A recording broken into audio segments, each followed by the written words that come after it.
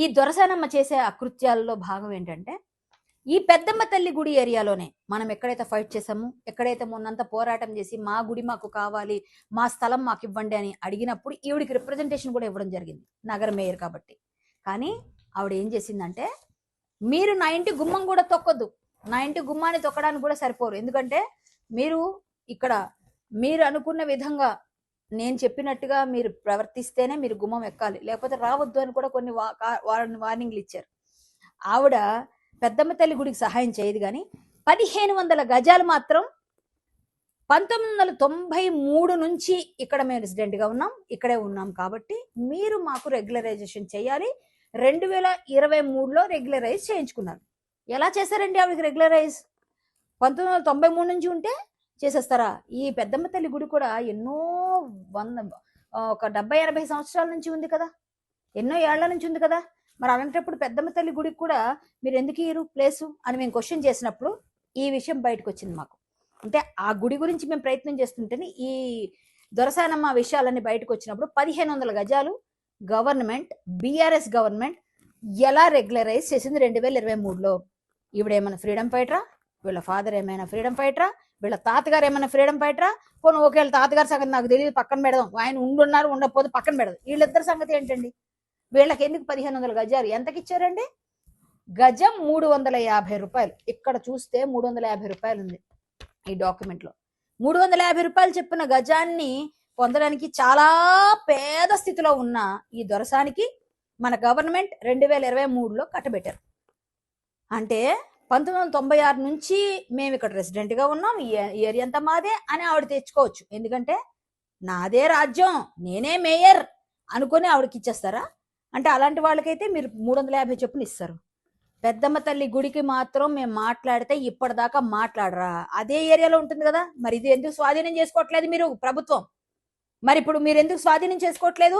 ఈ 1500 గజాలు ఎందుకు తీసుకోవట్లేదు? మీరు వెనక్కి తీసుకోండి. ఈ ఎఫ్ఐఆర్ ఆవిడ మీద అయింది కదా, ఇంకా చాలా చాలా విషయాలు చెప్తాను, ఇది ఒక్కటే కాదు, తర్వాత చెప్తాను. ఇంకా ఇప్పుడు ముందు ఇది చేయండి ఫస్ట్. ఈ ఎఫ్ఐఆర్ని చూసి ఈ ఎఫ్ఐఆర్ లో భాగంగా ఎన్నైతే ఉన్నాయి ఇవన్నీ కూడా ఎలిగేషన్స్, మీరు ఎందుకు ఆవిడ మీద యాక్షన్ తీసుకోవట్లేదు గవర్నమెంట్? అంటే మీరు పదవిలో ఉంటే ఏ పనైనా చేసినా చెల్లుతుంది, సామాన్యులకైతే మాత్రం మేము గుడి కోసం మేము ఫైట్ చేస్తుంటే మా మీద ముందు రోజే వచ్చి అరెస్ట్ చేసి మమ్మల్ని హౌస్ అరెస్టులు చేస్తారు, లేకపోతే మమ్మల్ని కొన్ని 100 మంది పోలీసులు మా కోసం కాపలా కాస్తారు. ఇన్ని జరుగుతూ ఉంటాయి. ఈ మేయర్తో మాత్రం మీరు మాట్లాడి గట్టిగా వెనక్కి తీసుకోలేరా? ఇంత పేద మేయర్. అంతేకాకుండా ఈ దొరసానమ్మ అనుచరులందరూ ఏం చేస్తారంటే, ఒక 10 మంది ఉంటారు.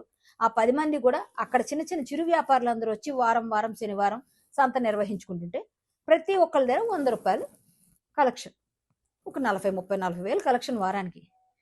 ఈవిడ పైన సరిపోదా శనివారం అనే విధంగా చాలా చాలా ట్యాగ్ లైన్లు పెట్టి పేపర్లలో కూడా పడినా కూడా మనం పట్టించుకోలే.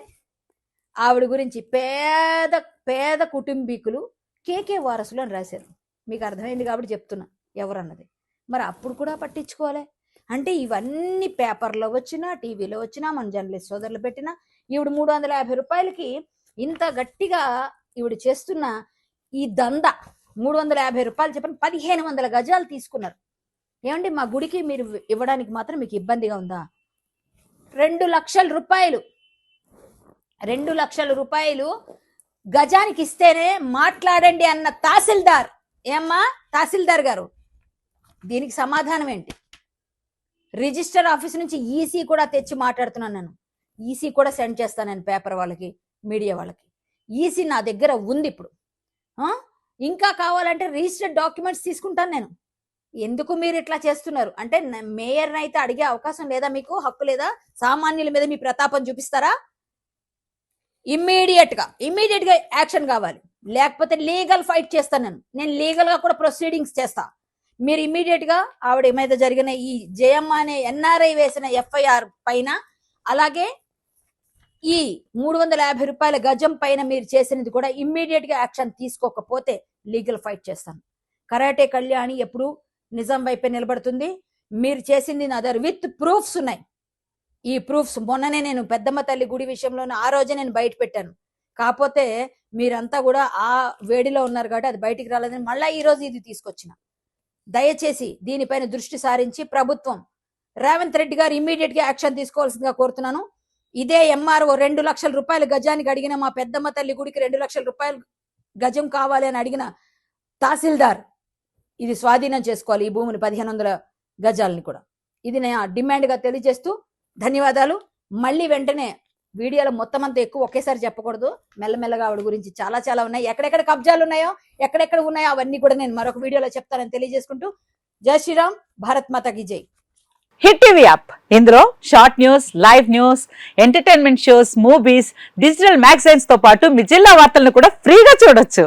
ఇంకెందుకు ఆలస్యం, వెంటనే హిట్ టీవీ యాప్ ని డౌన్లోడ్ చేసుకుని ఫ్రీగా ఎంటర్టైన్మెంట్ పొందండి. Hit TV app. Hit TV app. Please download hit TV app. Hit TV app ని ఫ్రీగా డౌన్లోడ్ చేసుకొని ఎంజాయ్ చేయండి. మీకు నచ్చిన ఎంటర్టైన్మెంట్ కోసం హిట్ టీవీ యాప్ ని ఫ్రీగా డౌన్లోడ్ చేసుకొని ఎంజాయ్ చేయండి. హిట్ టీవీ యాప్ ని డౌన్లోడ్ చేసుకుని ఆస్వాదించండి, ఆశీర్వదించండి. ఇంతమంది సెలబ్రిటీలు హిట్ టీవీ యాప్ ని డౌన్లోడ్ చేసుకోండి అని చెప్తున్నారంటే ఎంత మంచి యాప్ ఆలోచించండి.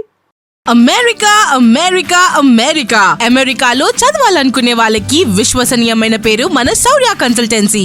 UK లో 1 year masters. UK లో 1 year masters. 2 years work permit up to 5 years visa. Contact Saurya Consultancy. Contact 89851 89851.